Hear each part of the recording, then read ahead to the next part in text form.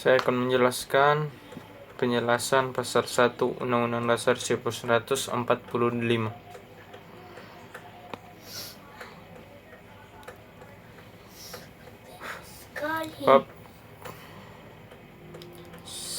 Bab bentuk dan kedaulatan.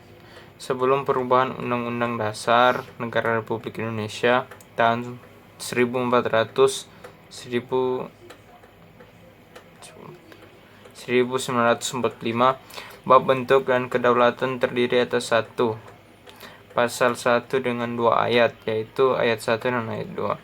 Setelah perubahan Undang-Undang Dasar Negara Republik Indonesia tahun 1945 tetap memiliki 1 pasal, tetapi dengan 3 ayat, yaitu ayat 1, ayat 2, dan ayat 3. Adapun 1 pasal, ayat 1 tetap.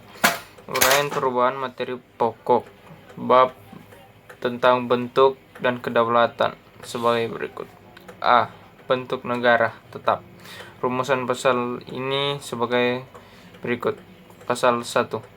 1. Negara Indonesia ialah negara kesatuan yang berbentuk republik. B. Kedaulatan rakyat. Perubahan ketiga Undang-Undang Dasar Republik Indonesia tahun 1945 mengenai kedaulatan rakyat diatur dalam pasal 1 ayat 2 dengan rumusan sebagai berikut. Rumusan perubahan pasal 1. 2. Kedaulatan berada di tangan rakyat dan dilaksanakan menurut Undang-Undang Dasar. Rumusan naskah asli pasal 1. Kedaulatan adalah di tangan rakyat dan dilakukan sepenuhnya oleh Majelis Permusyawaratan Rakyat atau yang disingkat MPR.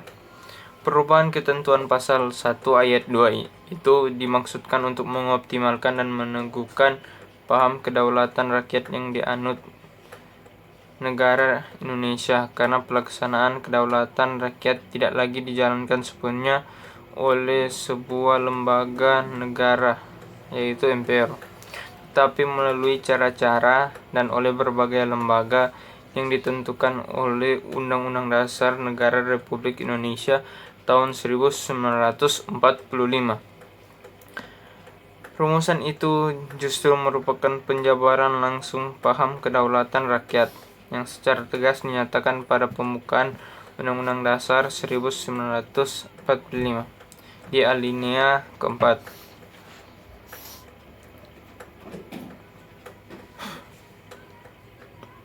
Padahal rumusan sebelum perubahan kedaulatan rakyat dilaksanakan sepenuhnya oleh MPR, yang justru telah mereduksi paham kedaulatan rakyat itu menjadi paham kedaulatan negara, suatu paham yang hanya lazim dianut oleh negara yang masih menerapkan paham totalitarian dan atau otoritarian atas dasar pemikiran bahwa pelaksanaan kedaulatan rakyat ditentukan oleh Undang-Undang Dasar Negara Republik Indonesia.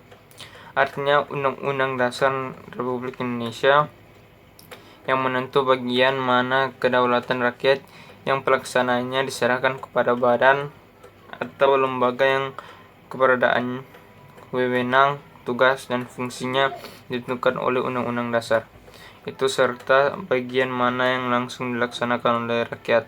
Dan kata lain, pelaksanaan kedaulatan tidak diserahkan kepada badan lembaga manapun, tetapi langsung dilaksanakan oleh rakyat itu sendiri melalui pemilu.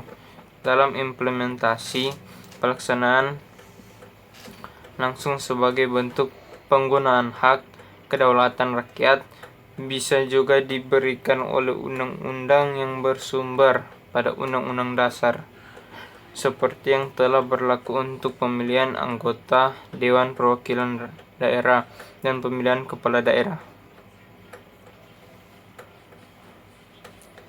Itu juga mungkin berlaku untuk pemilihan anggota DPR dan DPRD pada masa yang akan mendatang.